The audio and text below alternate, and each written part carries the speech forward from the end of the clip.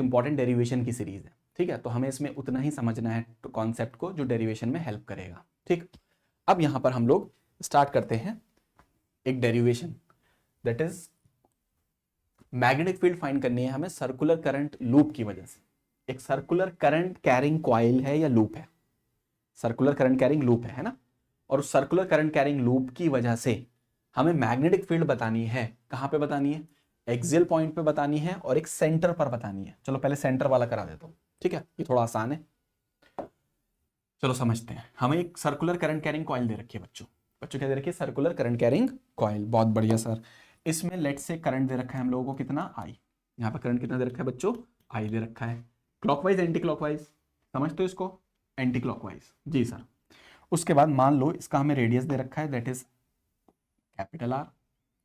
और उसके बाद हमें यहाँ रेडियस दे रखा है लेट से कैपिटल आर। और बच्चों इस सेंटर यानी ओ पर हम लोगों को मैग्नेटिक फील्ड फाइंड करनी है। तो बात समझ में आई होगी डेरिवेशन क्या है? Circular current carrying coil, current की वजह से जो मैग्नेटिक फील्ड प्रोड्यूस होगी उसके सेंटर पर मैग्नेटिक फील्ड बतानी है, इस कॉइल के सेंटर पर मैग्नेटिक फील्ड बतानी है, ठीक है सर। कौन सा लॉ यूज करना है? Biot Savart law.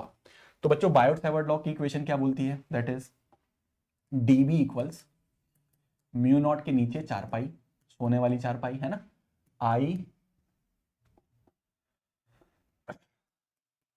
D L sine theta upon are square. जी सर, ये इक्वेशन तो अभी हमने सीख ली, बहुत बढ़िया।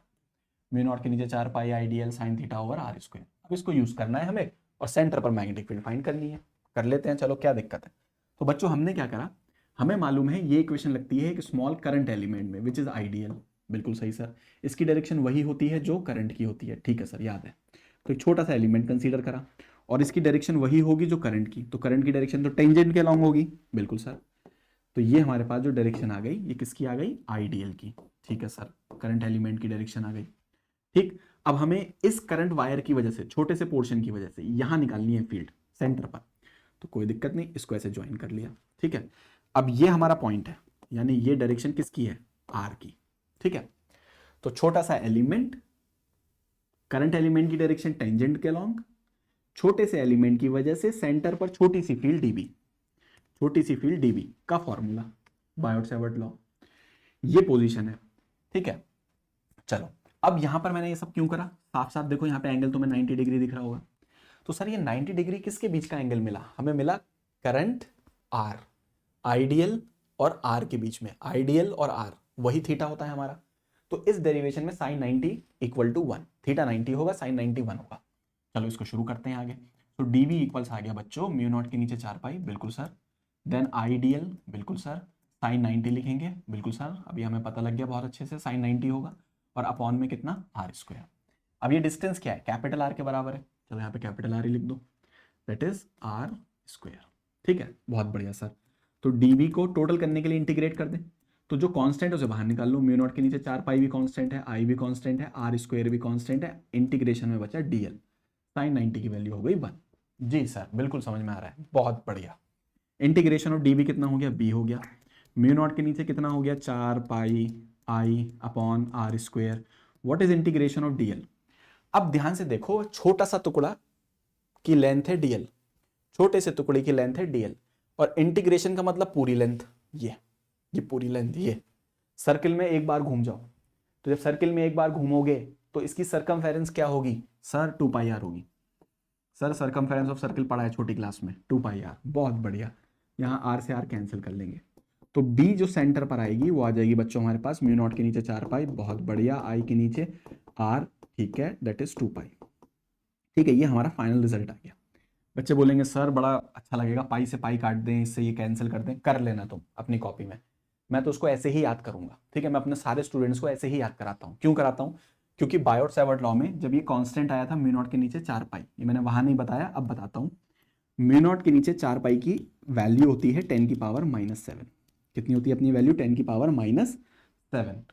तो न्यूमेरिकल में म्यू नॉट के नीचे 4 पाई की वैल्यू यूज जब करेंगे तो हम यूज करेंगे 10 की पावर -7। तो मैं इसको इसी फॉर्मेट में याद करूंगा कि म्यू नॉट के नीचे 4 पाई की वैल्यू होती है 10 की पावर -7। तो ये अपना फाइनल रिजल्ट आ गया। तो ये जो मैग्नेटिक फील्ड हमने फाइंड करी है, ये कहाँ फाइंड करी है? Centre of the coil. बच्चों कहाँ फाइंड करिए, सेंटर ऑफ द कॉइल। ठीक है, ये सारा इतना हो गया। अब इस पे न्यूमेरिकल भी आते हैं, लेकिन क्योंकि डेरिवेशन वाली सीरीज है इसको यहीं पर ही रोकेंगे अभी हम इतना ही, और हमने ये डेरिवेशन याद रखना है। ठीक है, बाकी एक लाइन तुम और लिख लेना, पाई से पाई कैंसिल कर लेना और 2 से ये कैंसिल कर लेना। ठीक है, वो करके एक स्टेप लिख लेना है। ठीक है, तो ये आ गया हमारे पास। उसके बाद अगर डायरेक्शन पूछ ले, बताओ भाई सेंटर पे जो मैग्नेटिक फील्ड है उसकी डायरेक्शन क्या होगी, तो सर वो भी बता देंगे, क्या दिक्कत है। बताओ करंट किधर है, इधर। पॉइंट राइट साइड है लेफ्ट साइड है, सर लेफ्ट साइड है, तो देखो करंट की तरफ मेरा हाथ रखा हुआ है, in the direction of current. जी सर। और आर की तरफ घुमाना है, देखो मैंने आर की तरफ घुमा दिया, देखो ये घुमा रहा हूँ, तो अंगूठा बाहर की तरफ है अंदर की तरफ, देखो ध्यान से बाहर की तरफ है। तो इसका मतलब जो मैग्नेटिक फील्ड यहाँ पर होगी वो डॉट वाली होगी। क्या होगी, डॉट। ठीक है, डॉट में होगी। ठीक, तो इसको ऐसे भी याद रख सकते हैं। ठीक है, तो कैसे याद रख सकते हैं, अगर कॉइल के अंदर करंट एंटी क्लॉकवाइज होगा तो सेंटर पर मैग्नेटिक फील्ड डॉट वाली होगी, एंटी क्लॉकवाइज होगा। और अगर कॉइल के अंदर करंट क्लॉकवाइज होगा, क्लॉकवाइज होगा, तो देखो मैग्नेटिक फील्ड कैसे होगी, आई क्रॉस आर, क्रॉस वाली होगी। सेंटर पर फील्ड कैसी होगी, क्रॉस वाली। तो अगर डायरेक्ट याद करना चाहो तो ऐसे याद कर लेना।